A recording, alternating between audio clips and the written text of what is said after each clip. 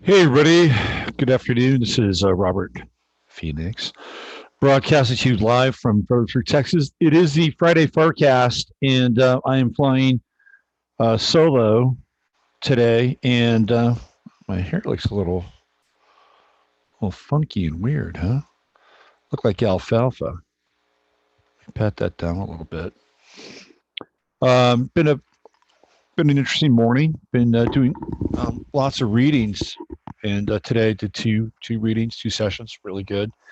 Anyway, I'm here flying solo again today, and it's about the coronavirus. This is what I'm going to be diving into and talking about. It's definitely worth tracking now. So I'm going to try to give you the latest updates and what's taking place here, and some of the very graphic imagery that's now popping up on Twitter.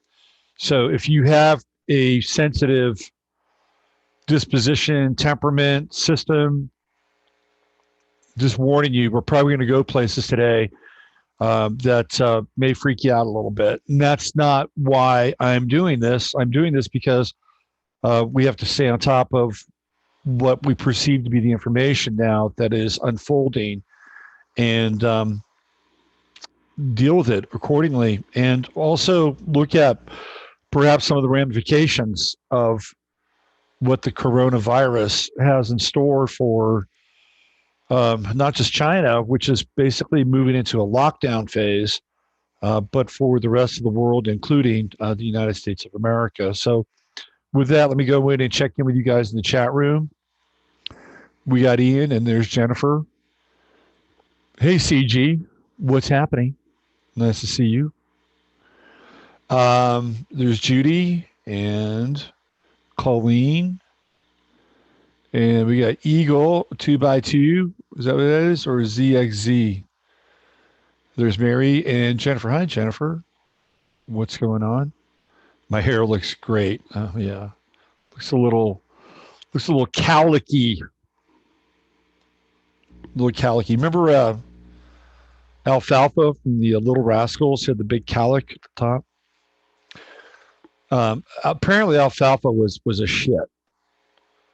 Like they all kind of had a little bit of an attitude, but apparently Alfalfa was really super entitled. Like he really thought he was the stuff. Robert Blake, two famous actors, came out of the Our Gang series, which is what I'm referring to. You can't find those anymore. By the way, they're very hard to find if you're looking for the Our Gang series, which I loved watching as a kid. And I loved their little like cars and stuff that were powered by, dogs turning on a wheel, shit like that. That was very funny. But very hard to find. But the two famous actors that came out of that were Robert Blake. And Robert Blake has the distinction of having one of the longest running careers in show business from his role as Mickey on the Our Gang series all the way up to his, I think, final film, which was the David Lynch movie that he was in. And very creepy, creepy movie, and very creepy role that Robert Blake played. And then Jackie Cooper, who went on to be ultimately known as Perry Mason in the Christopher Reeve Superman films, was part of Our Gang as well. To a lesser extent, the guy that played Stymie had a bit of a career as an actor. Matthew, I forget what his last name was. Anyway, those are much more nostalgic days and times when much more simpler in many regards. I'm going to talk a lot about the coronavirus. I'm going to talk about some other things today that are definitely socially oriented. And maybe I'll start with some of those other things first before I dive into the coronavirus. Let's see who else is in the chat room today. We got Natasha, Robert Blake. Very unusual character, to say the least. I was actually a Robert Blake fan growing up as a kid. I used to love that show, Beretta, and he was a pretty consistent guest on Johnny Carson. Johnny loved Robert Blake, and and the Tonight Show was just a den of iniquity. If you look at all the people that kind of passed through there, like Bob Hope was on the Tonight Show a lot, and we know a lot about Bob Hope. I mean, all those guys were just fucking perverts. They were all pervy, and sometimes like really dark pervy. And one of the things that Robert Blake has talked about was being sexually abused as a child in Hollywood, and that's not uncommon, obviously. And some of it is institutional and based on networks. Mary Astor, who was a pretty famous actress, she was in the original version of Little Women, Maltese Falcon, a lot of fairly well-known films. She wasn't molested by her parents, but they completely ripped her off because they had her out in the movie industry when she was quite young. So she did get kind of pimped out to some extent. Like her first lover was John Barrymore, because she was in some silent films as a young woman with John Barrymore, and he of course went to Mary Astor's parents and said, she has a lot of promise. I think she really needs some private acting lessons. I'd be happy to provide those. And of course, he seduced her, and that was her kind of deflowering. And then she got into, she made money, and her parents were ripping her off, and she wound up suing her parents, one of these very early lawsuits in Hollywood. And then Mary Astor went on to have a very interesting, if not very conflicted life in a lot of ways. She went through a big scandal, really big scandal with her husband, and in an affair that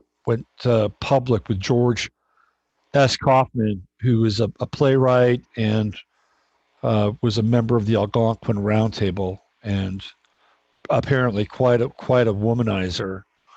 So Mary Astor wound up having this wild affair with George S. Kaufman and wrote about it. And apparently the diary, the journal that her husband was able to steal from Mary Astor's vault was destroyed. But apparently some of the pages of the diary were found and kept. And Kenneth Anger in Babylon Hollywood reprinted some of those pages. Kenneth Anger, of course, being the satanic film director of Lucifer Rising. So Robert Blake was institutionally, like, he was molested. He's talked about it. But I was very much into the show Beretta. And Blake had a pretty good run of movies in the 70s. He did this one movie called Electric Light and Blue, which is actually pretty good. If you haven't seen it before, I highly recommend it. He plays a motorcycle cop in Arizona. And then he also did another film called Busting with Elliot Gould. And it was basically the two of them wisecracking through a buddy cop film, which were very, very big in the 70s. But it was focusing on police corruption, which was, fairly interesting. And after that, I'm not sure if Robert Blake did a whole lot. He focused on Beretta. But for all you keeping score at home, he was a Virgo. And he still is. He's still around. And then, of course, that really weird thing, with basically him hiring a contract killer to kill his wife, possibly even Blake himself. The whole thing was very strange, super bizarre. And he got off. And shortly thereafter, he was in that David Lynch movie. So anyway, a little bit of nostalgia for you, a little bit of Robert Blake trivia to start today's show off. So how is everybody? Are we freaked out by SARS or I'm sorry, the coronavirus? Are we freaked out yet? Are we sufficiently dosing on doom? So I'm going to get into it. But before I do, I just want to give you a couple of just quick updates on the coronavirus. The latest cases, there are now cases possibly in the U.S. So patient zero is apparently been located in Seattle. There's been another case. I think there's about 68 in general now in the U.S. Another case in Chicago and another case here in College Station in Texas. Apparently, there was a student that went home during the holidays to the Wuhan province or that's Wuhan City. And I've got pictures of that, and they're not pretty. They're pretty alarming and pretty shocking. Yeah, so we're dealing now with the global pandemic, and I don't think it's going to go away anytime soon, because one of the things that's happening with it is it's mutating. So it's like now they're trying to keep like this could be serious. I'll get into the implications of it. Before I do, there are a few things I wanted to just touch on and talk about today, and some of it has to do with where we are culturally and the molding and the shaping of the Saturnian clay, which is the cultural foundation of the world that we're living in. So I'm going to get into some of that. And I also want to get into a little sort of backstory Epstein stuff. This thing crossed my path today, which you guys might find interesting. You're a pretty sharp group. Some of you probably have seen this already.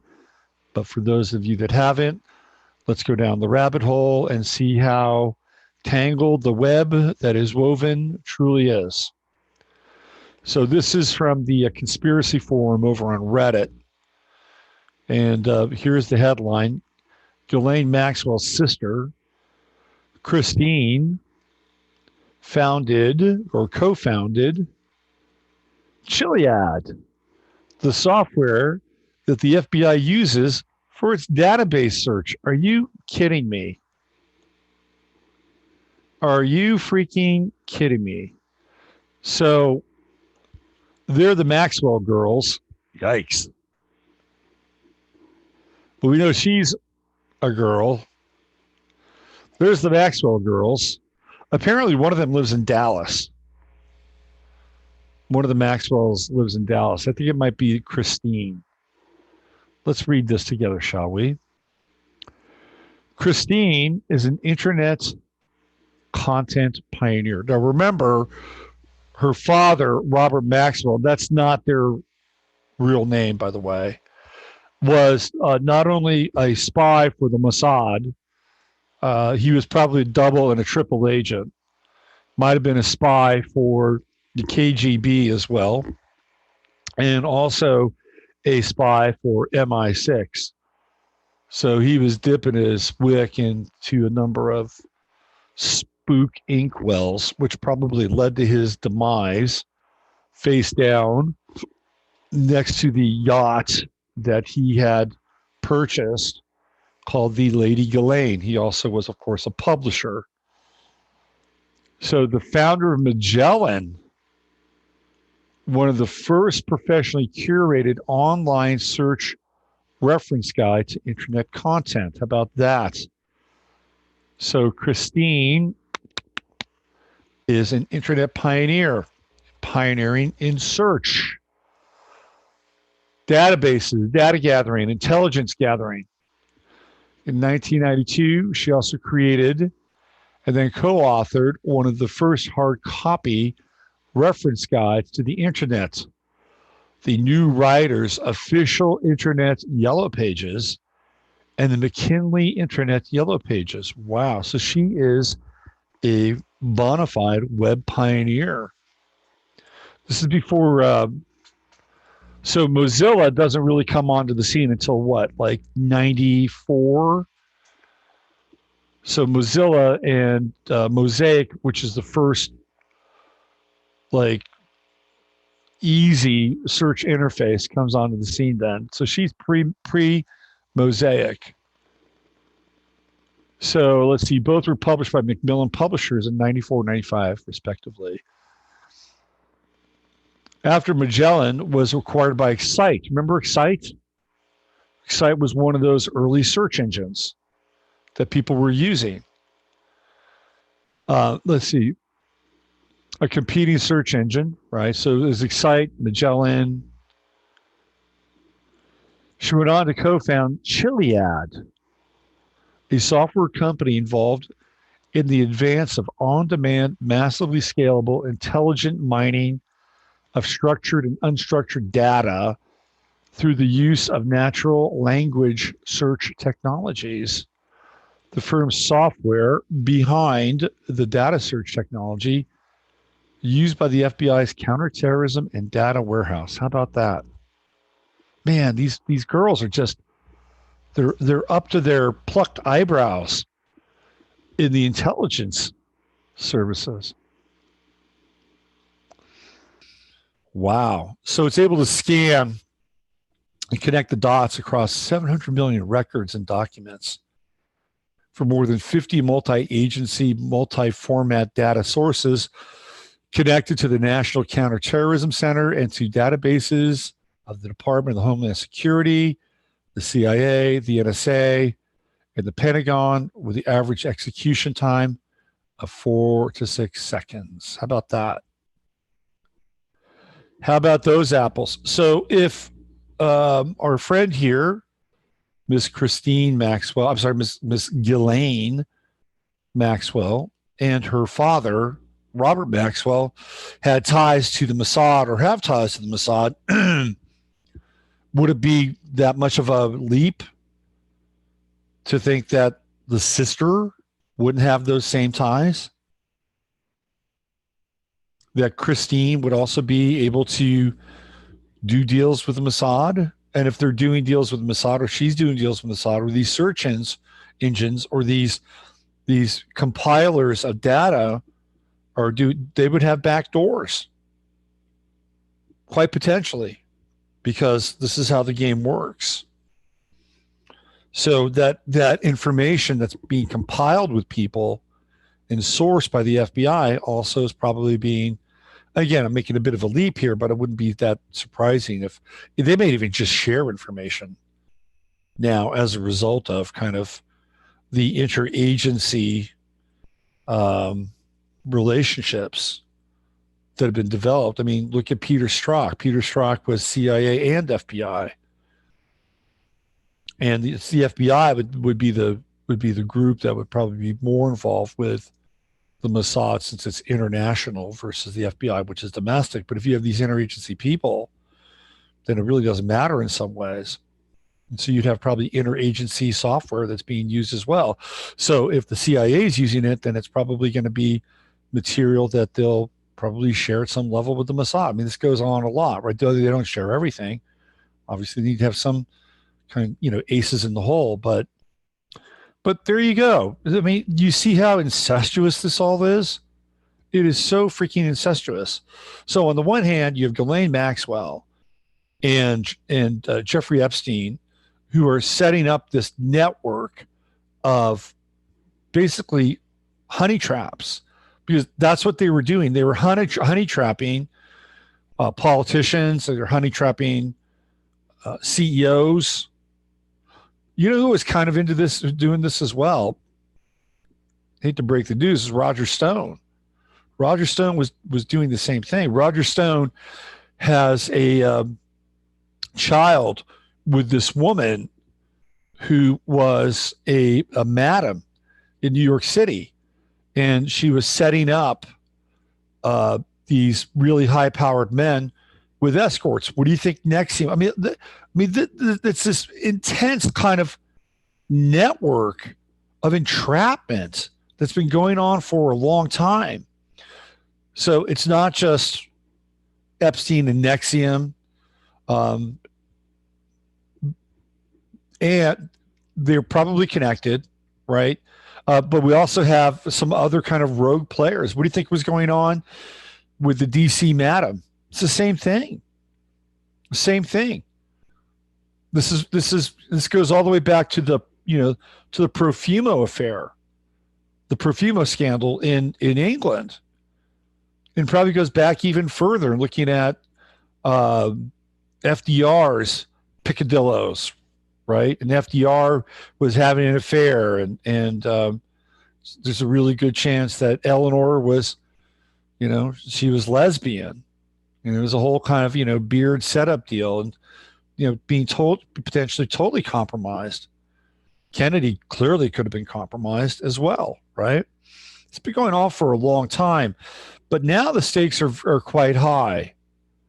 And we're entering into this territory. This gets into the AI camp where they can deep fake stuff. Like there's going to be really compromising deep fake material that's going to surface in the next few years, and maybe even before the next few years. Like I could see it surfacing during the Gemini transit through the nodal axis. I could definitely see that coming. So what we have networks of compromise. This is what happens. This is how people do things that they're told to do, because if they don't, then the most compromising material will be released, and they'll lose their gigs, and worse, they can be sued. And we've seen this now with Harvey Weinstein. I'm not losing any sleep over Harvey Weinstein, but he's not the only one. He's a sacrificial whale is what he is, and this is what happens quite frequently. But when you like kind of align it, right? So you've got Ghislaine Maxwell, who with Jeffrey Epstein and all their various projects, because they're working on other stuff too. It's not just about entrapment. They're working on all kinds of crazy shit. Amazing Polly's done a lot of stuff on this. They're really into AI. They're into sort of this kind of hyper eugenic program, using these young girls and these older guys, and trying,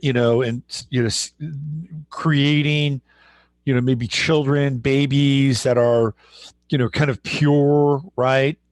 Virginal. I mean, there's a whole like other weird thing going on with them, plus the compromising stuff. So they're like working all these different angles and all these different levels. And then meantime, you've got the sister who's creating the database or creating this software that ties into the FBI and these interagencies, the interagency network. I mean, my God.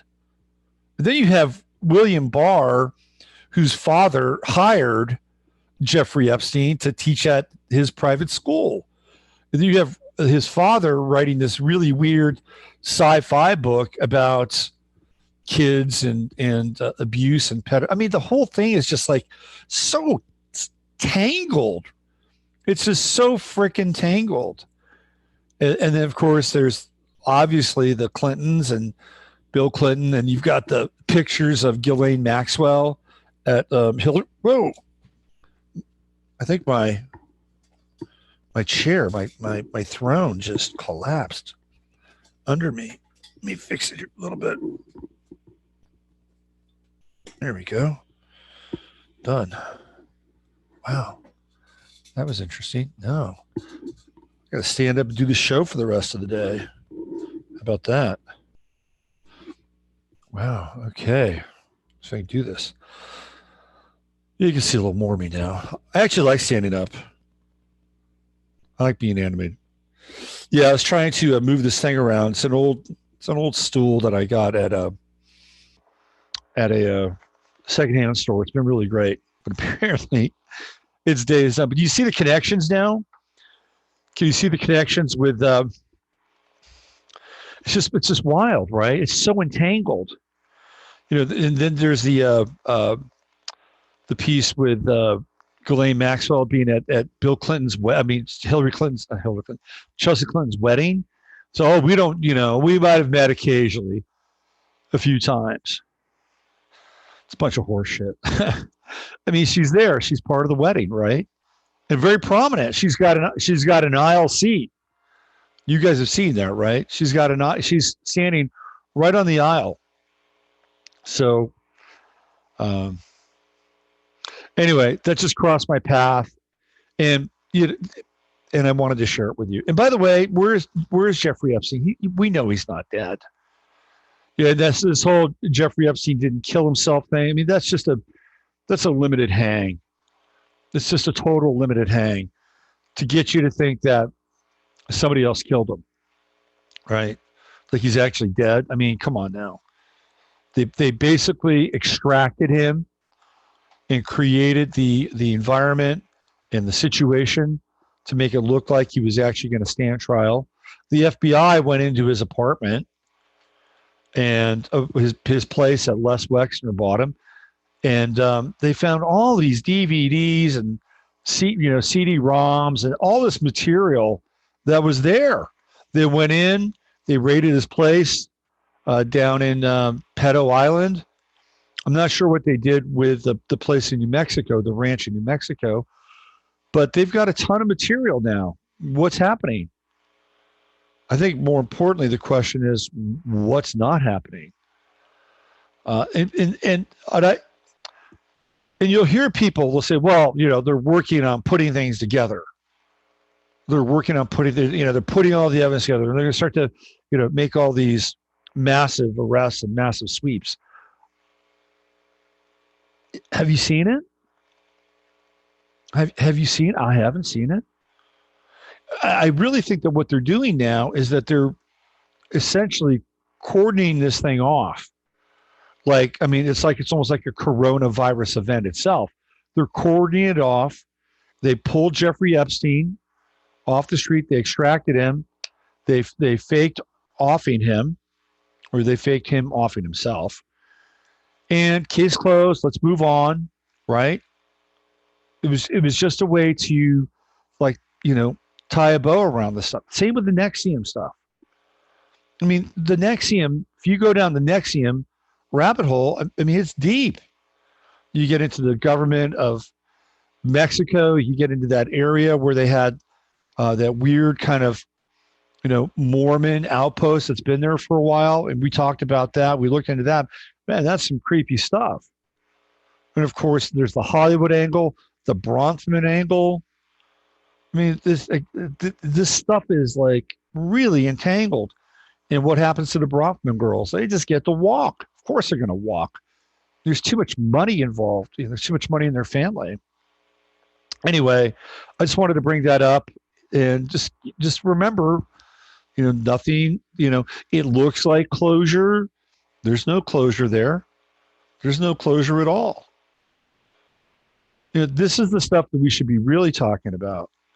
If we know that, that the people that are really bringing up the impeachment, the impeachment trial or the impeachment drama, the impeachment theater, that in many cases they're deeply linked to the stuff that I'm talking about already. But if they really were worth their salt, this is where they'd be going. This is where they'd be going. But nobody in Washington wants to expose it because they're all freaking tied into it. And if they're not tied into it, they know somebody who's a colleague or maybe an extended family member that is tied into it. And it's a big issue. It's a big problem. And, we've had the opportunity here to unearth this stuff. And maybe it's not too late, but this is where we could have, really flushed out this quote unquote deep state. And I'm just not seeing a lot of flushing, being honest here. Okay, so there's another story that crossed my path, which I want to bring to your attention. This is very interesting.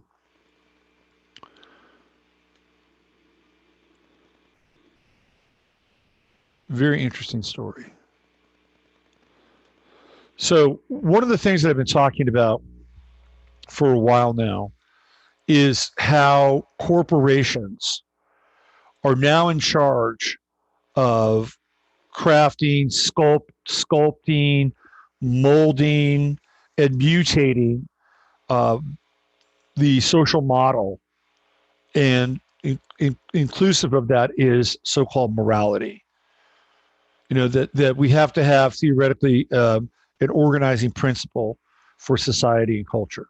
This is one of the things that is kind of intrinsic. Like you have to have an idea that the majority of the people in a certain area agree upon. So, for instance, that idea could be freedom and capitalism, and the early part of the 20th century and of the United States, and up through maybe the 60s, right? Maybe the first 60 years, and to a lesser extent beyond that, but still kind of part of that story. Throw in some religion, and you have these elements that bind and tie people together. That's how that works. And now you have an organizing principle. Okay, we believe in God, we believe in country, we believe in family. There it is, the Trinity. And with that, people can operate within that framework, and they can have relatively successful lives. And then, as a whole, with an organizing principle, the country can begin to move forward. And there was this idea at one point in time associated with that. We'll throw this in as the kind of the fourth leg or the fourth peg, in that you could get ahead, right? This was a place where you could get ahead based on your hard work, your dedication, right? There was some degree of meritocracy, kind of bolted in there. And if you don't think that that's true, I have to say you're wrong, because I watched my mother really grow and excel and achieve on the basis of her work and her merits.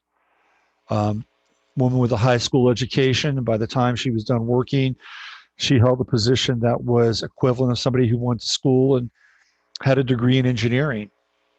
She was working with engineers, and she was working with a conduit, or kind of the civilian side of the Navy, dealing with contracts and schematics and all that stuff, right? High school education. So she's part of the American story, at least the one that we knew. And that is, intertwined with family and God and country, probably football. So that's changed now. That organizing principle has gone away. I don't know if you're paying attention. We're keeping score at home, but it's gone away. We don't have that anymore. There's a new organizing principle that's being given to us. And it's not about God, obviously. It's not even about country anymore. Although at times the people that are implementing the new social program like to use this quaint notion of country and redefining country in a way that they would like to redefine it, and somehow linking it back to this new version of patriotism. But by and large, it's not really country. It's more global. So it's not God. There's no God involved. We're seeing more and more of that, right? And it's not country. It's more global. And it's certainly not family, because we've seen the wrecking ball being taken to families on many levels, on many levels. So, but I'm going to get into this in a different kind of way in a second. Oh, look who's here. Speaking of family, yeah, you're a little down on the screen today, Jasper. I don't know if you've noticed that, but you're almost like not a part of the show today because of the camera tilt. What are you going to do? Do you think he knows? He's looking around. He said, I'm not on the screen, but it's the vibe. Anyway, so the new organizing principle is in place. Now, I've been talking about this for a while, and it goes back to that. This is the formal kind of declarative moment. It's when those Fortune 200 companies got together. And I think 183, 185 of them, it was in the 180s, they got together at a round table and said, okay, well, we're going to put people before profits. We're going to put people and ideas and the environment and diversity before, the bottom line. So automatically what they were saying was that we're going to adopt this new organizing principle, this new morality, and we're all going to agree and work in one direction to support that. And if you watch any TV, you'll see commercials. And one of the themes that started to emerge right around Christmas, what was corporations essentially telling you how great they are and how much they value people, how much they value their employees. The Chevy family commercial is I think it's a Christmas staple where you get during that time you get the same discount on vehicles that the Chevy family members get. I mean, it's one of their marketing tools. But they weren't the only one, and we're seeing more and more of this. We're seeing more and more of these corporations essentially aligning themselves with how great they are and what a wonderful place it is to work in that place with all these wonderfully diverse people. See, this is the new platform. So what they're attempting to do is they're attempting to show everybody, hey, look, we're not these, you know, cold, oligarchic, corporatocratic, plutocrats. No, we're people just like you, except we got a lot more money than you. We're people just like you. And guess what? We're really friendly and we're really good. And we really have your best interest at heart. That's the message. But there's also other messaging that's taking place. And a lot of it has to do with this whole climate change thing, right? So there are companies that are promising to get to zero carbon footprint. I mean, it's really part of their model. It's part of their model because hidden in there is the Agenda 21 seed. Like that's where they want to get people to. They want to get them into Agenda 21 land. And corporations are going to be the stewards. They're going to guide people into that experience. You know, and the reason why diversity on a and I've talked about this before. There's a number of reasons, but one of the reasons why diversity is being pushed is that they want people to be in living areas where they're not cordoned off by rural municipalities. They're cordoned off, so they don't get they don't get a choice as to where they live. This is why this whole diversity piece is being promulgated. Like you don't get a choice, and if you think you can live somewhere outside of an area where you don't want to live, well, guess what? You're just dealing with your own fucking privilege, right? I mean, but to be clear, there are people who like to live amongst themselves. You know, it's like, you know, they like to have their communities. And this is what these organizers of the New World and Agenda 21 don't understand. Right? There's a reason why there are areas that are clustered with groups of people. They like living amongst themselves. You know, they get to speak the same language and share the same stories. And there's nothing wrong with that. Like, I think that that's actually a great thing. You get to have a real community versus this, you know, mixed and forced diversity, which puts people into areas and into relationships that can be very complicated and at times challenging. And I'm not saying you can't mix or be diverse. I mean, come on, I grew up in a very mixed and diverse area, and I have, you know, wonderful memories and even friends from that era. But I'm talking about the forced I'm talking about the forced expression of this, the model that's a top-down model. This is where it gets problematic. And you put people together in areas where, you know, it becomes difficult for them to transact or relate, and you have problems. You have real issues. But this is what's going to happen now. They're basically saying you're all going to be in one area. You're going to be in one sort of, you know, zone, for lack of a better term, and you better get used to it. You better get used to it. And we're seeing more and more imagery. I just not even imagery, but situations. There's this company called Co-Living Haven, and Co-Living Haven. Let me bring this up. If you guys haven't seen this, I want to get to this other piece. I want to find this Co-Living Haven. You'll see what I'm talking about. Let me go here. Hold on. I got so many of these windows open.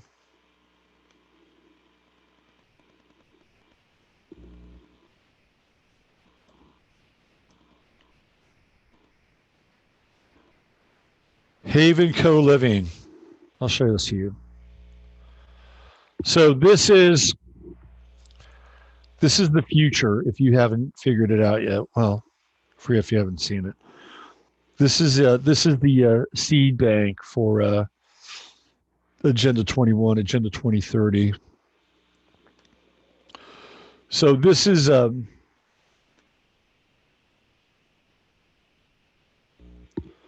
havencoliving.com. Live well together. So you want to see Haven? Want to see what it's about? Let's see what it's about. So this is Haven, Venice. There's the meditation room. See, everything is pink, by the way. It's got all these pink walls. There's the meditation room. There's the yoga room. And there's all the Haven Co-Living members doing the warrior pose together. Hey, there's the cool rooftop lounge. Here's the co-working environment. There's the living room. See, it's all shared space. There's the kitchen. There's the gardens. There's the entertainment. What do they have? Oh, they allowed themselves to have a TV? Oh, okay. Entertainment. Okay, so what is Haven Co-Living? Let's get back here. Haven Co-Living is a new model. It's a new urban model where you basically pay anywhere between $950 to about $1,100 a month, and you get a bunk. You get a bunk in spiritual barracks. Nice imagery there, huh? You get a bunk in spiritual barracks. And this is where people who are into the wellness mode of consciousness, they can all live together, hang out together, have tantric sex together, right? This is a new model. And the guy that's put this model together, pretty successful guy. He's dealing with a fair amount of seed money. So they've got a few of these now. They've got one in Venice. I think they've got one in San Diego. So one of the things that they're involved with are community activities.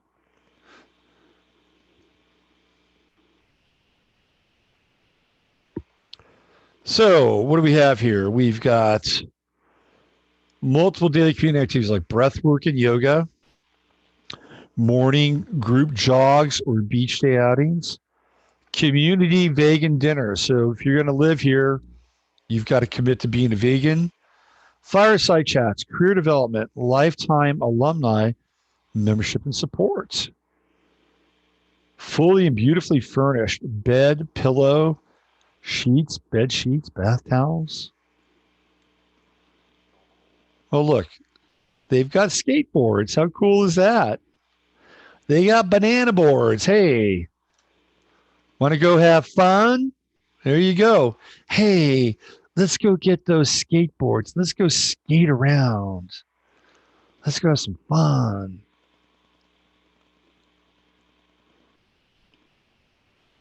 So here's the wellness co-living. So this is where Agenda 21 and Agenda 2030 is headed. Where you don't really own anything. You certainly don't own your house. You don't own any appliances. You just go in, hang out, and be a part of the group. They have a pledge. They have a pledge. You want to see their pledge? Haven's mission is to make great cities accessible, inviting, and empowering through community. We are part of the solution. We are working to create a perfect balance of housing needs with community growth. There's that morning jog on the beach. So here's what they have: carbon-free living. This is what I'm talking about, right? Everything is now starting to morph. Now, you may not like climate change. You may not be on board with climate change, but guess what? There are a number of people, and some of them are significant enough to basically say, we don't give a fuck about you. You're going to start to live in a climate change environment. You're going to buy into the carbon-free footprint, right? So we have carbon-free living. Our members pledge to live a carbon-free life as best as possible, which includes carless living. Okay, there you go. So here's the first step into being initiated into Haven Coliving. Got to get rid of your car. There's ride sharing, though. And of course, the ubiquitous biking and e-scooters and dancing. I guess, you can dance, right? So you got Carlos said, so you got ride sharing, share a ride, right? Ride sharing, Uber, Lyft, you go bike, you get the e-scooter, and then you can dance around. I guess that's part of what their carbon-free living is. So if you see people dancing around on their way to someplace in your city, they're probably members of Haven Coliving. Okay, so what else do we have here? This is really interesting, right? We participate in our community through outreach, skills-based volunteering, and clean streets initiatives. We empower our members to give back as we provide space for local activism and actively participate in volunteer efforts and neighborhood organizations. There's your community gardening. There's your food drive. There's your car-free lifestyle. Look at that. They're just having a blast, aren't they? You know what this reminds me of? This reminds me of Source Family, that documentary, that wild group that lived in Southern California, Los Angeles, circa 1970, 71. Jim Baker, not the televangelist, but Jim Baker, the bearded guy, the guru, Father Yod. This is what this is, right? They've taken the model, they've taken the Source Family model, and they've turned it into kind of an urban living wellness platform. This is what's happened here. Is that interesting? I think it's interesting. But this is also, these are the barracks, right? These are the barracks of the new social revolution. And these are the unwitting foot soldiers. Well meaning, by the way. We pledge to listen to our neighbors, to build a better community, to communicate actively on ways to build a better world, and to take the extra step to get things done right. What the fuck does all this mean?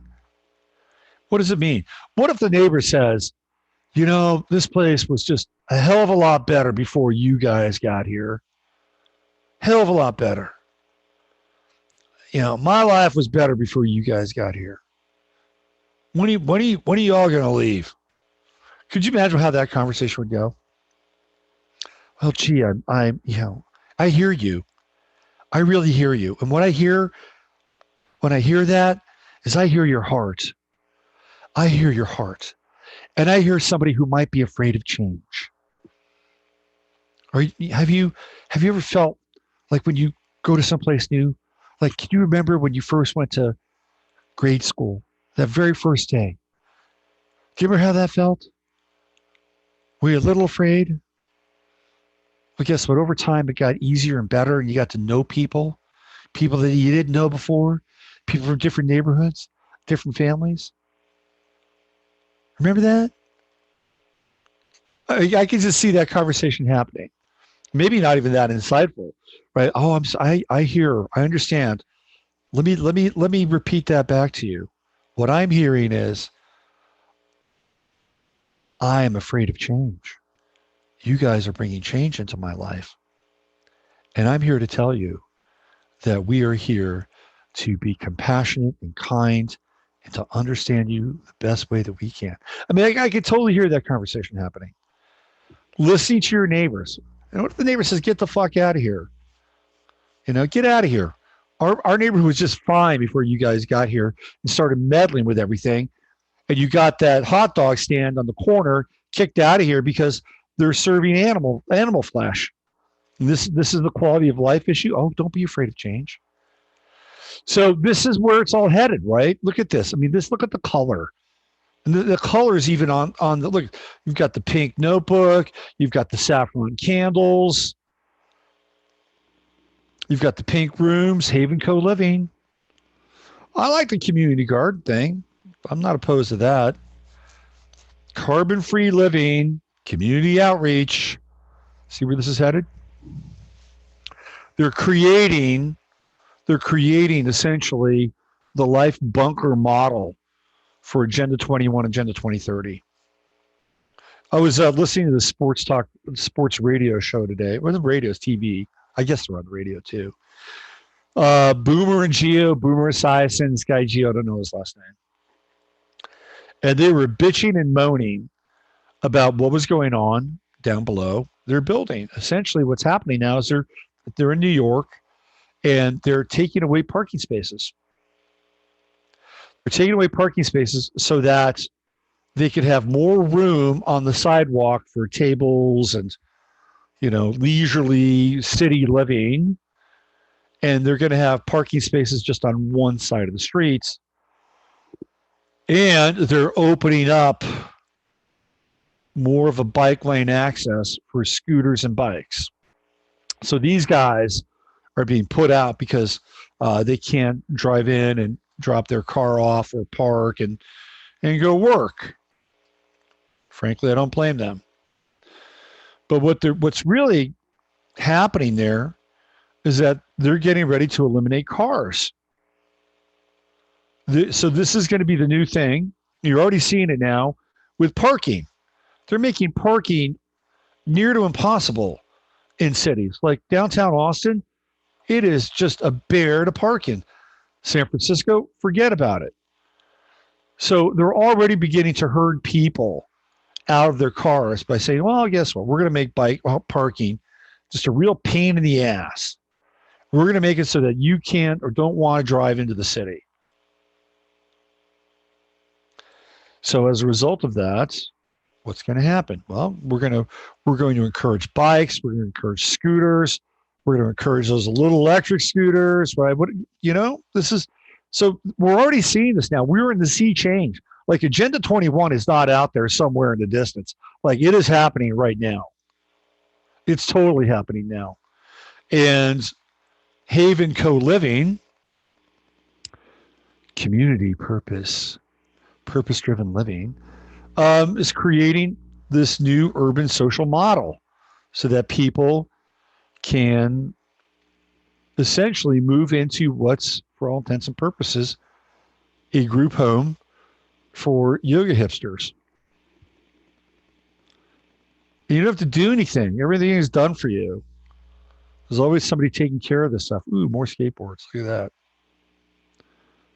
It's creating the fun environment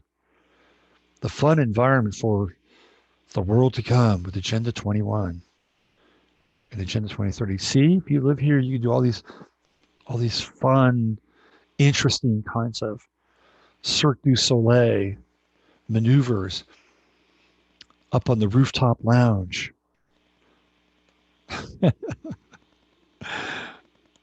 Anyway, this crossed my path this week, and it's the future, boys and girls. That's what they want to create, right? That is the model. And you don't own anything either, by the way. You won't be owning anything. Why would you own anything? Owning things is just a burden. Ownership will be considered a privilege. If you are owning things, well, that's onerous.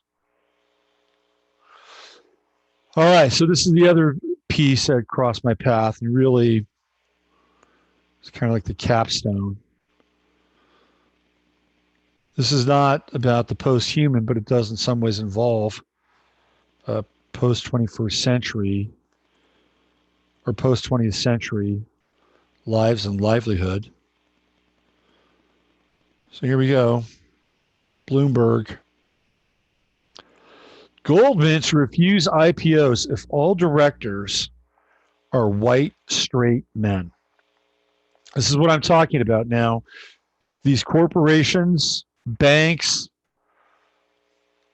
money houses, the money lenders, they're going to define who gets what from here. So this is kind of like deplatforming in some ways, or being told that you can't profit or you can't transact via PayPal uh, or Stripe or whatever because your content is divisive, right? It's this molding of consciousness and ideas. So Goldman to refuse IPOs if all directors are white, straight men. The bank is the latest firm to eschew a lack of diversity in corporate governance. The era of the white all-male board is coming to an end. Goldman Sachs Chief Executive Officer David Solomon issued the latest ultimatum Thursday from Davos. So this is coming down from Davos now, from on high. Wall Street's biggest underwriter of initial public offerings in the U.S. will no longer take a company public in the U.S. and Europe if it lacks a director who is either female or diverse. Asia is not yet included in the firm's new policy. Of course not. It never is.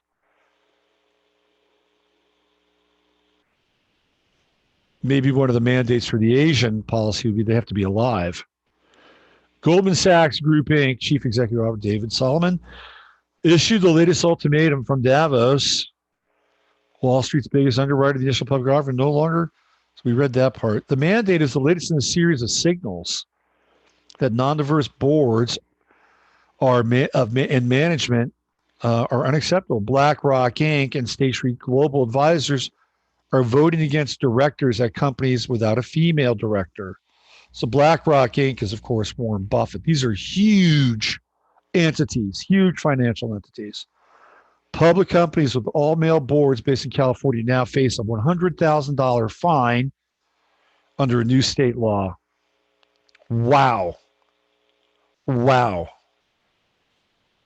It's what big investors are looking for these days, said Fred Folks, a management professor at Boston University, Questrom School of Business. If the board has all white males, that's a big negative. Okay. Interesting. Goldman Sachs acknowledged that diversity has other meanings around the world, including Asia, where racial dynamics are different. And gender disparities are something even more glaring. But whatever the hell that means. The company said in a statement Friday that it intends to eventually expand its broad diversity mandate beyond the U.S. and Europe. The corporate board has become a rare bright spot for gender and racial diversity at the highest echelons of corporate America. Almost half the open spots at S&P 500 companies went to women last year. For the first time, they made up more than a quarter of all directors. In July, the latest all-male board in the S&P 500 pointed to women. Look, I have no problem with women taking up executive positions or being on boards. I have no problem with that as long as they're good, right? As long as they're good. If somebody, if their skin tone is brown or pink or whatever, as long as they're good, and they have the kind of the I guess the goods to be there, even though it is a corporation, by the way. But if they're good, then who cares? Who cares who's on the board? But it's the mandate now. It's like they're the shepherds now, right? And they're just basically, here you go, sheep. If you want the money, here's how you got to play. And what if, I'll give you an example. So let's say they have somebody on the board who happens to be so-called Black or African American, and their values are really very conservative. Let's say they're very, Ben Carson-like, or that's that guy's name, Thomas Sowell, interesting character. Let's say they're like that. So they've met the diversity quota, which is really what they're talking about now. But what if their politics aren't diverse enough? Right? They could actually drill down and say, well, it's really great that you hired let's use a name, Brian. But we checked out Brian's background, and looks like Brian's positions on things are pretty conservative.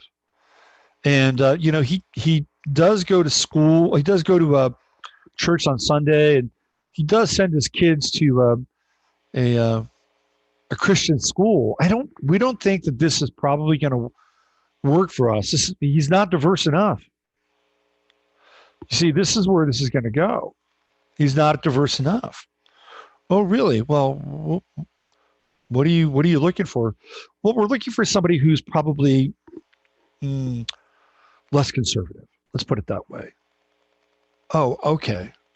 So you want somebody who may not share the same values as everybody else on the board. Is that what you're talking about? Because we're all pretty conservative here, and we wanted to make sure that we could get your money. So we found somebody who was really a good candidate and shared our vision. Yeah, that's a bit of a problem. We got to break up some of that conservative stuff in your board. In fact, we've been looking at your board, and we're going to ask that about three of your people be replaced by some candidates, and we've actually found some candidates for you. We've done the legwork, and we've gone the extra distance, and we're pretty sure that these candidates would be great for you. And then they drill down and look at the candidates. And we have nothing in common with these people. Why should we hire them? Well, because if you don't hire them, you're not going to get your fucking money. That's why. Right. So this is how they're shaping everything now. I mean, you can even see it like with universities and research. Like there's research money and research grants that are there for programs or products or ideas that are going to benefit big pharma, right? But there aren't going to be research grants and money there for people that could create something more natural, or something that was more organic or simple. That money's just not going to be there. And so money really shapes how we make our choices. And now it's being used to create the new social context. And we're seeing it all over the place. And it's not government. So we're beyond the days of mandating the government stuff, because the government doesn't really exist anymore. What we're moving towards is the transnational management of people and resources at the corporations of the new government. And we're clearly seeing that now. Corporations like Google and YouTube and Facebook have defined the rules of free speech. They're completely immune. They're completely immune to the outside intervention. Trump hasn't done anything. He hasn't done anything against Google or YouTube or Twitter. He hasn't said, "Hey, look, it's free speech for all, free speech for everybody." No, and the reason why is because they have their own little niche, they have their own little platform. They are not publishers; they are a platform. And when you're a platform, you don't have to abide by the First Amendment. You can say, "I don't like your speech. These are our community guidelines, and if you violate them, you're not going to be able to participate." So it's all about conditioning. This is what's happening. And now basically saying, "Hey, look, you got to take on people that are different than you." And you say, "Fine, we'll take them on." But if they have the same ideology and they have the same spirit, or they come from the same background, that may not be enough, right? Because they're the ones going to determine really what that picture looks like. Okay, let me check with you guys, see where you're at. I mean, this is the real tyranny. The real tyranny isn't like a barrel to your head, and that is like the false face of tyranny. The real tyranny is a soft tyranny. That's what we're talking about here. All right. Let me see if I can find you. I'll give you some updates on the coronavirus stuff as Jasper rocks your world. Jasper, the world rocker. All right. I think you guys are back here. You're buried. Okay, Robert, your show's... Oh, thanks, Michael. What else do we have? All men and women are not created equal. One must... this is a really interesting point. Social internet is finest, the game of money. So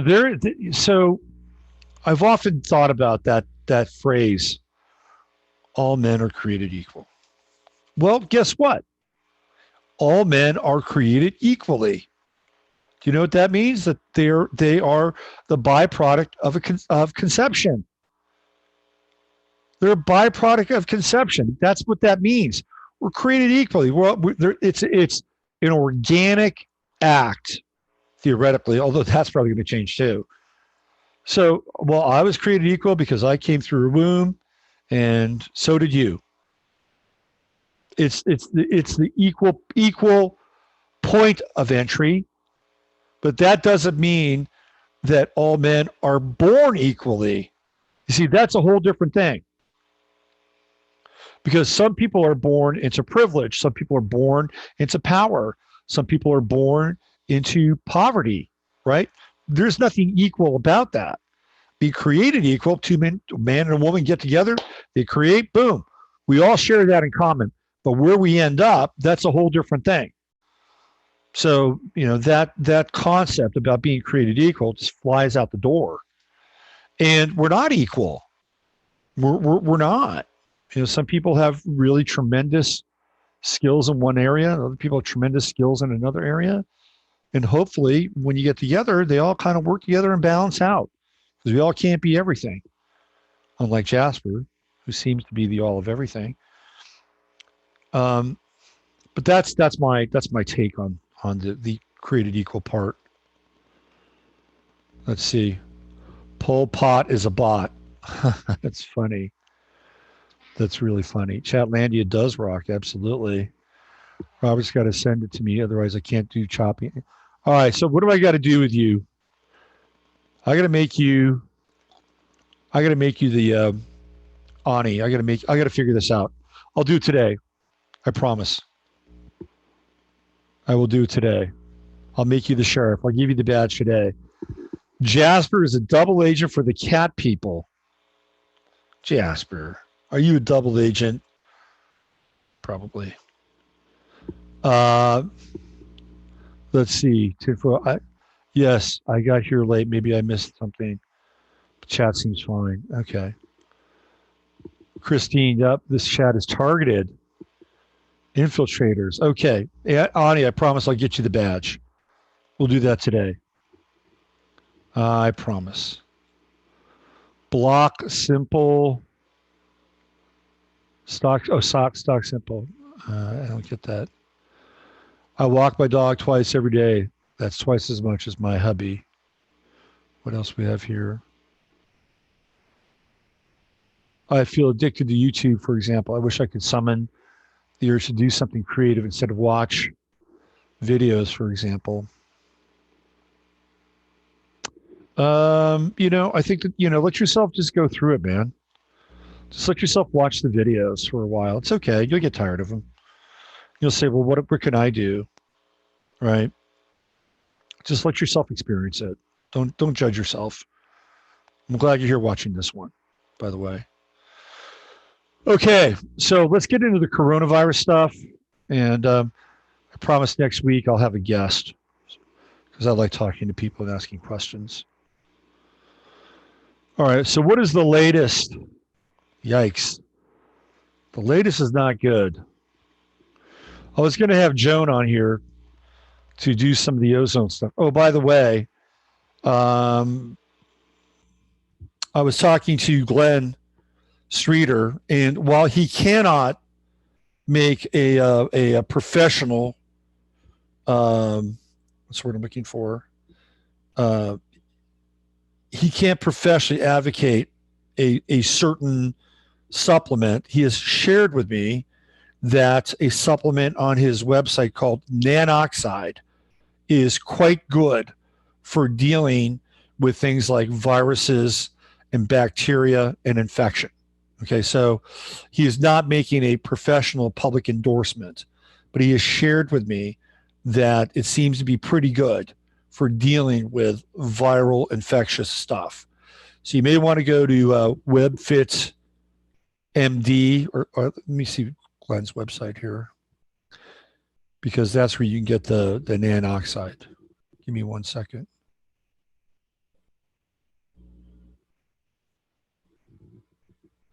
Yeah, webfitmd.com.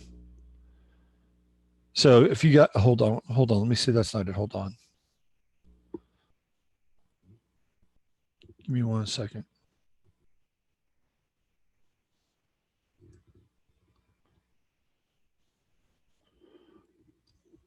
Energy Med Fit.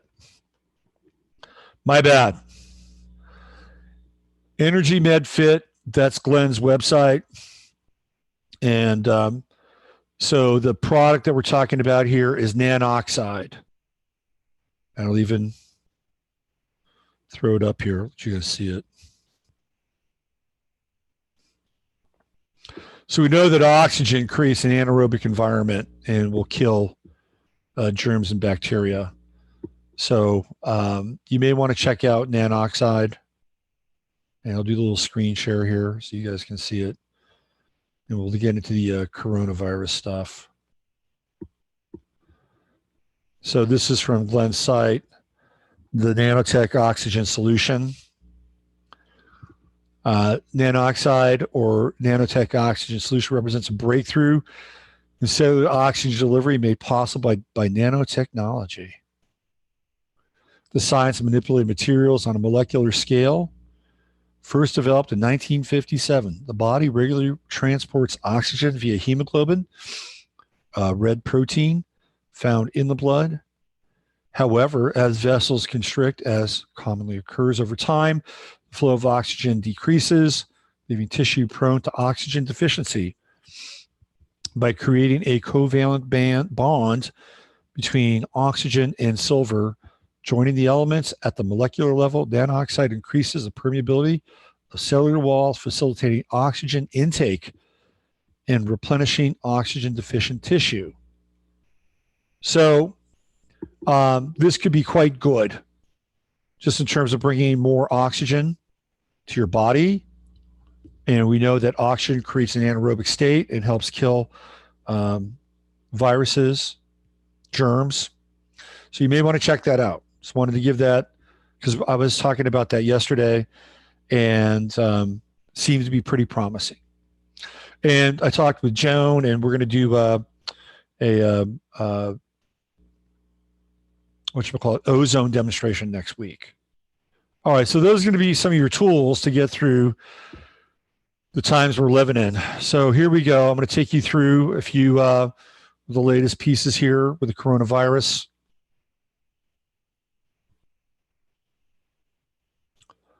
So the first case of coronavirus confirmed in Chicago. So the CDC has announced Friday the first confirmed case of coronavirus. So that's today. The woman in her 60s came through O'Hare International Airport from China on January 13th. Authorities believe the case is travel related. So this is a real problem because now it takes about 11 days, apparently, for this thing to hit. So she could interact with hundreds of people, and those people can interact. You know the story. This is concerning. The woman is hospitalized in isolation. She was reported to be well and in stable condition. Health officials said there was no immediate threat to the general public in Chicago. Now, do you think if there was, they would say something? Of course they wouldn't. Health officials are currently monitoring 63 patients across 22 states. There's that number 22. It's going to be popping up all year, right? The only confirmed cases are in Washington and Illinois. The disease, which originated in the central Chinese city of Wuhan, has already left dozens of people dead. Dozens, probably more like hundreds, maybe bordering on the thousands. Major cities, including Beijing, have canceled some or all major Lunar New Year celebrations. A drastic step to rein in the spread of virus. I always love how when somebody gives a little speech that they've got all these people behind him or her. Look at this guy. He's ginormous. And maybe they'll be doing some speaking too. Who knows? They've always got that wall of support behind them. So this is pretty significant in my estimation. If I was Trump, I'd close the borders. I would totally close the borders. I wouldn't let anybody from any flights from Asia into the country. Sorry. Oh, hey, look. Look at that. It's Greta and Prince Charles. Oh, not, aren't they the pair? That's from Davos. Okay, so what else do we have going on with the coronavirus?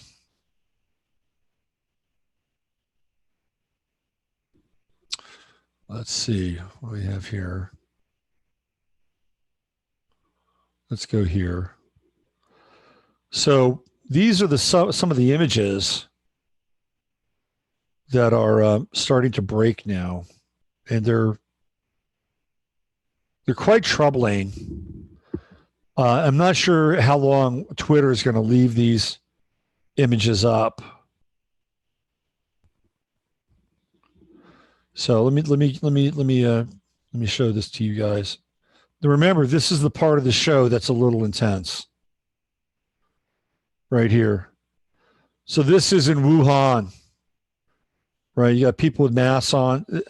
Some people are wearing masks. Apparently, the mask thing is probably. Whoops, sorry. The mask thing is probably irrelevant in some ways. Just wanted to move this up a little bit. Let me just drop dead. I mean, that's a dead person. You see all those people on the bridge, like the Skyway. They've got all the decorations up for Chinese New Year, which seems like it's going to be a pretty big dud this year. It's pretty significant. I got more to show you.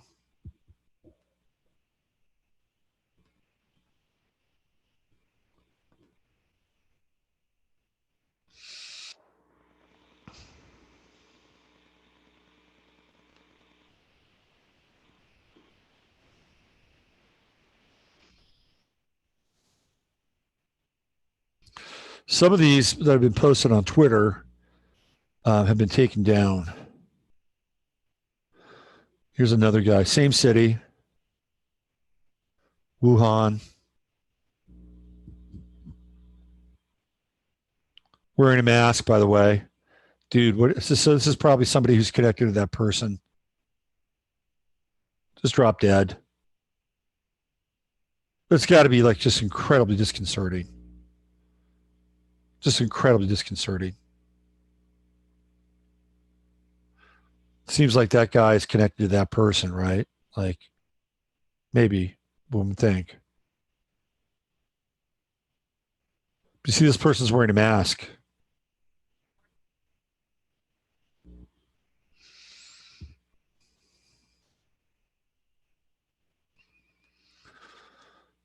Let's see, we got.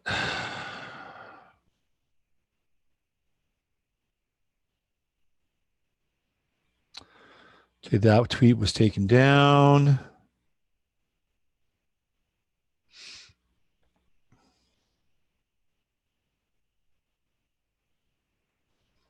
Okay, we got one from the hospital. So these are people waiting to be treated. Right there. So this is kind of heavy, right? It's kind of heavy. And it certainly is having a major impact on the Chinese.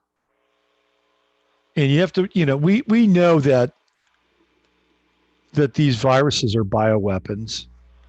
They had a level 4 bioweapons lab within 5 miles of the city's open air fish market. Like, what the fuck are they thinking?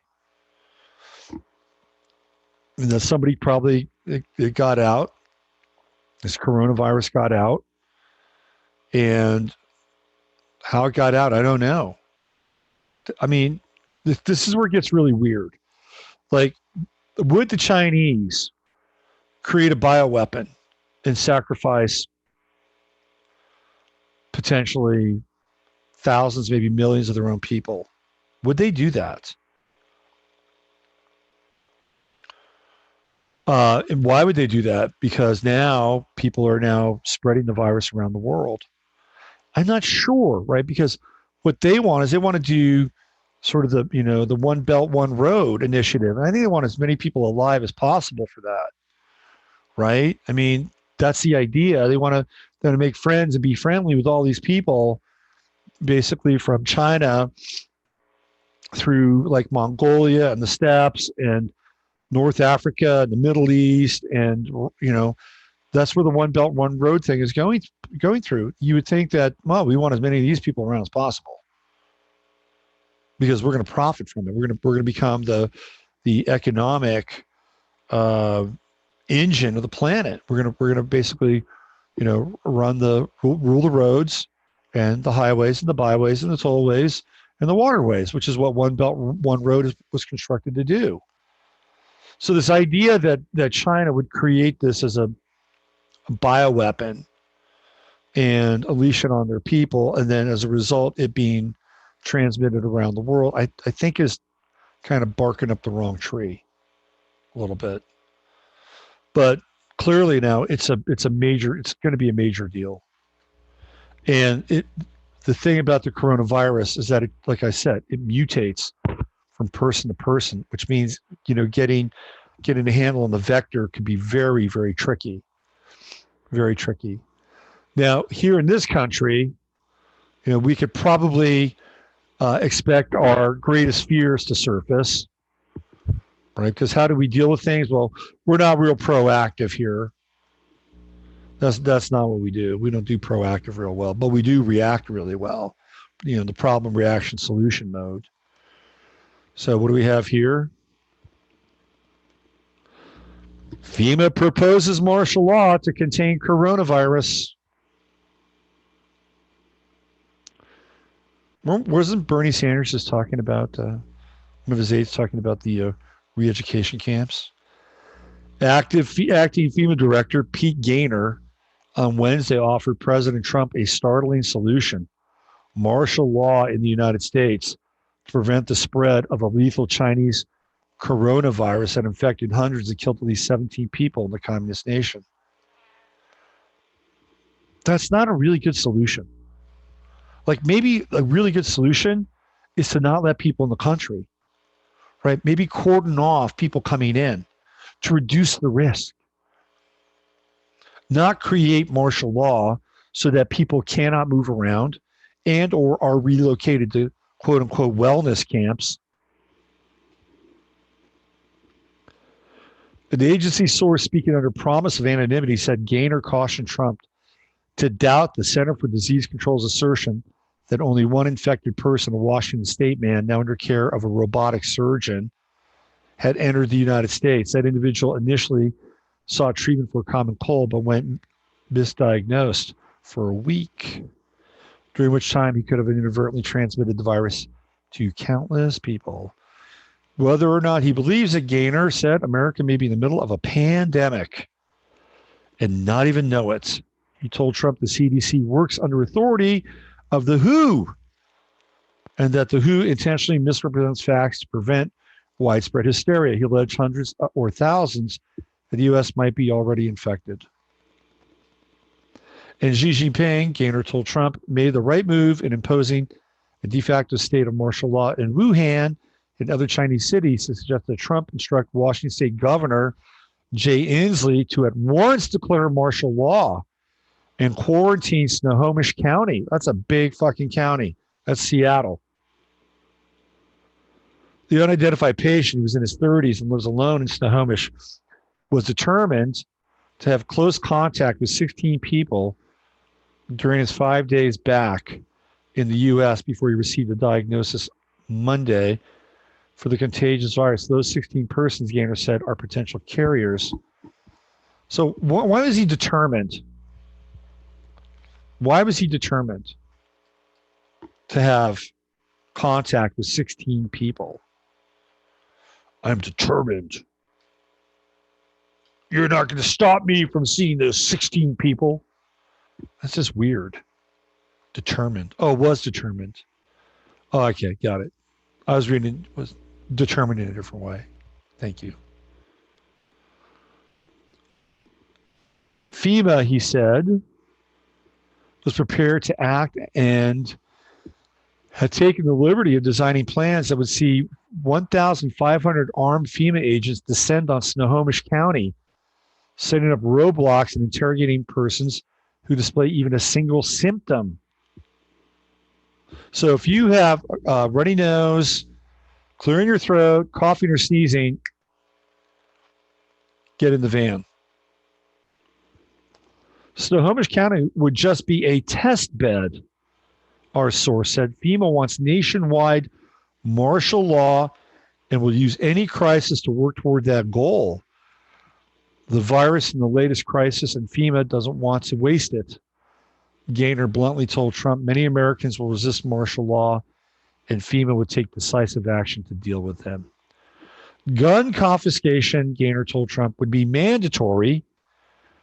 FEMA would conduct a no-knock wellness checks on residents and seize any and all firearms found in homes. These extreme measures, he added, are needed to prevent the citizenry from starting an insurrection on government authority. But President Trump, one source said, raised an eyebrow and asked Gaynor what qualifications FEMA had to judge infected from non-infected. Gaynor's response, grant FEMA control of the CDC. Trump allegedly said he would consider Gaynor's idea, but wanted to hear what DHS Secretary Chad Wolf thought of FEMA's plan. So in closing, FEMA and DHS are technically one single entity, and it is therefore likely Gaynor briefed Wolf before presenting the evil ideas to the president.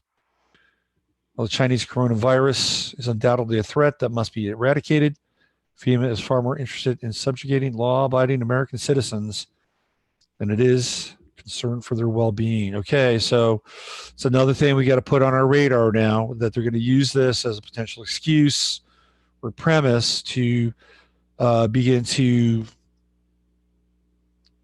change our reality ever so slightly. Shit, if it's not one thing, it's another, right? This is the times we're living in. But is this the Saturn-Pluto conjunction? Are we seeing now the Saturn-Pluto conjunction begin to manifest? Because Saturn and Pluto, they're still conjunct, right? And we're seeing this kind of massive wave of death.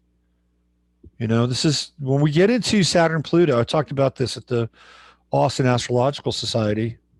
Austin Astrological Society, yes, or ASA Society. Anyway, so one of the images that's associated with Saturn is the Reaper, right? Capricorn, Saturn, the Reaper, and you have Pluto conjunct Saturn. Pluto's planet of death, the Reaper. And I wanted to talk about this a while ago, and there's this really interesting book. What's it called? I think it's the Gods of Eden. I'd have to check my sources because it's been a while. Let me just hold on a second. I think it is the Gods of Eden. I think it's William Bramley. I think it's not his real name. Very interesting book. Talks about this idea that culture, society, the world is shepherded by a group of people that obviously don't live here. They're not from here, right? Anunnaki, fill in the blank.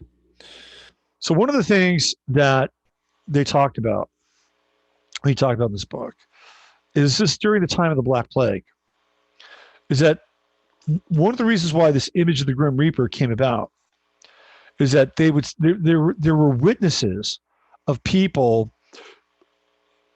were witnessing like these figures that were in these fields, and they were cloaked in black, and it was as if they were spraying something on the fields or on the crops, right? So this is where this idea of the Grim Reaper sort of came about. The people spied these entities that were cloaked, probably because they it was like their version of a hazmat suit. And what they were doing is they were spreading some kind of viral contaminant.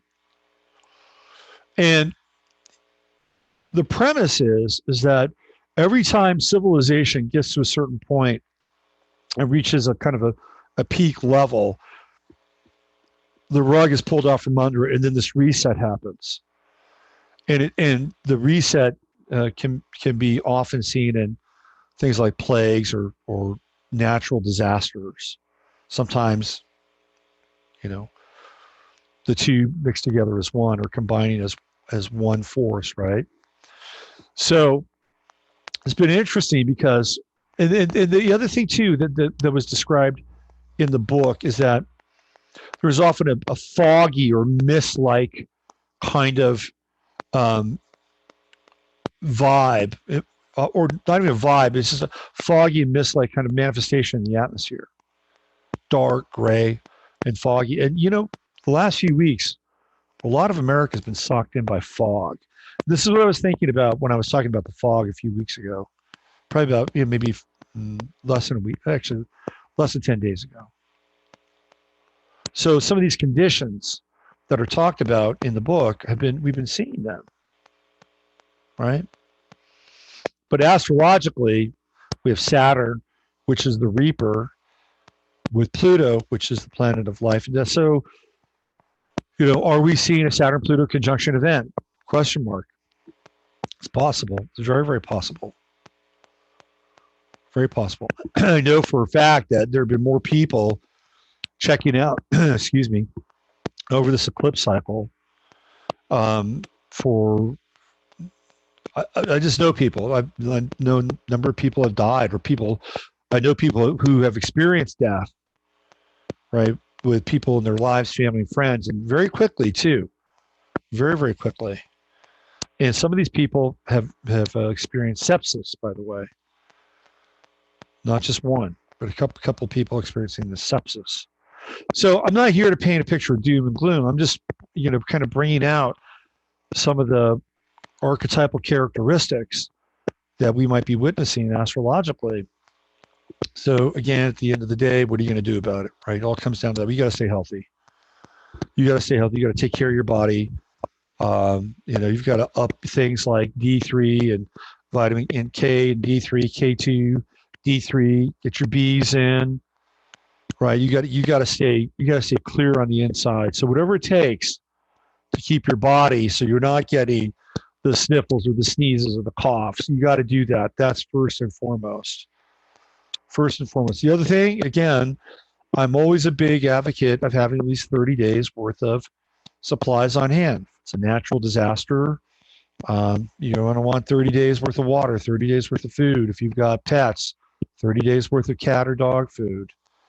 And this is really important. You got to have this stuff. If you don't have it, whether it's a natural disaster or something else, you're going to be SOL. So, not that you want to go run down the store now and get 30 days worth of food or water. It's really just good to have around. It's good to be prepared. So you want to be prepared internally. You want to be healthy. You want to make sure you've got some pretty decent supplies. And you want to be able to connect with people and have kind of a network of people that are around you so that in case of emergency, you can help one another. It's very important. And the rest, will be out of our hands. And we have to live our lives and continue to live our lives and to not live in fear. But you also shouldn't stick your head in the sand because that would be a disaster. I hope that makes sense. All right, let me check back in with you guys in chat. See where you're at.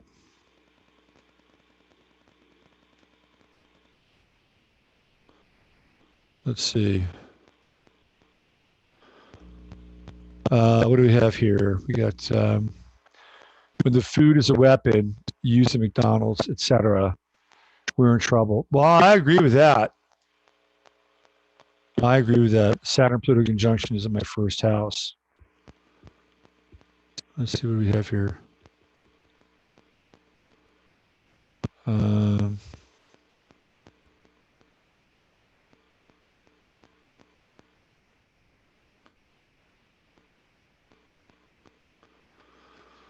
Let's see. Outbreaks remind me of the story of the winnowing.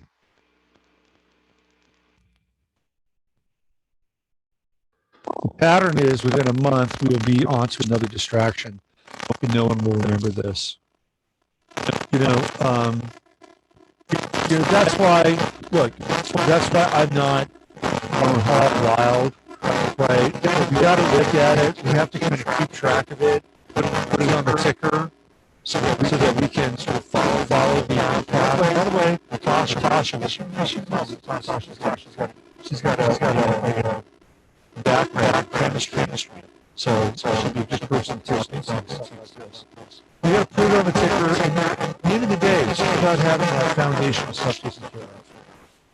Right, your body, making sure you're healthy, making sure you've got a few things around the place, so that you don't succumb to any kind of natural disaster or anything else that's going to force the shutdown of the distribution of goods in your area. I hope that makes sense. That's really all I'm advocating here right now. It's all I'm advocating. Right, take care of your body and cover your bases, and that's the best thing you can do. The best thing you do, and then everything else will sort itself out. Right? Okay. Let me see what else we have here. Bad sound. Uh-oh. Sound issue. All right. Sorry about that. Every now and then, the ghost in the machine takes over. Right? When the Klingons attacking Star Trek. Is that better? Yeah. I think Jasper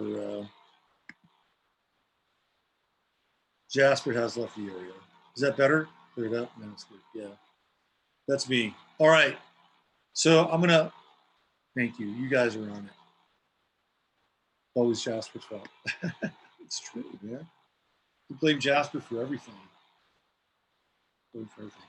All right. So basically, what I was saying, like, just make sure you cover your bases. That's all you have to do.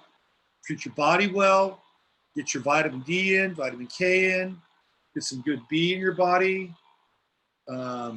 Anything that's going to help your immunity, just keep it at a high level. That's the best thing you could do. It's the best thing you can do anyway, right?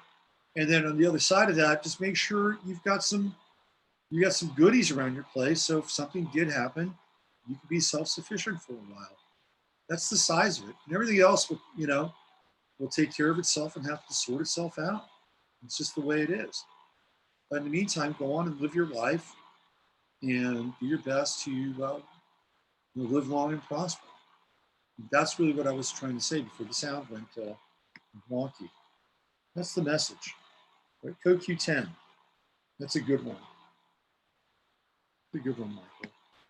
And like I said, if you want to check out that Nanoxyde, go to Glenn's site and have a powwow with Glenn, and he'll tell you all about Nanoxyde and maybe a few other things that he's got over on his website. I'll put the link on my YouTube page, so that way you guys can go there and see what that's all about. All right? All right, I'm out of here. I'll be back on Sunday night, and we'll be doing some astrology, and maybe I'll get into kind of the Grim Reaper mode of Saturn-Pluto, which certainly seems to be in the air. And I'll also be looking at Aquarius. We're in the season of Aquarius now, and it's a revolutionary month. How can you bring revolutionary change to your life? That's one of the questions we'll be answering on Sunday night. So, for me and Jasper, use your head, discern what's real, your heart. Stay open as possible. I'm Robert Phoenix. Thanks for being here. Find me at robertphoenix.com. And if you would like an astrological reading, I am there for you. I do all kinds of readings. I do transit readings, terminal progressions every now and then. I'm really big into relocation, and I love working with couples. So if you're in a relationship and you want to do some relationship work, love doing that. It's on my Libra, 11th house. So robertphoenix.com, your source for astrology, astrological readings, etc., etc., etc. Have a great day. Have a great weekend. We'll see you on Sunday night.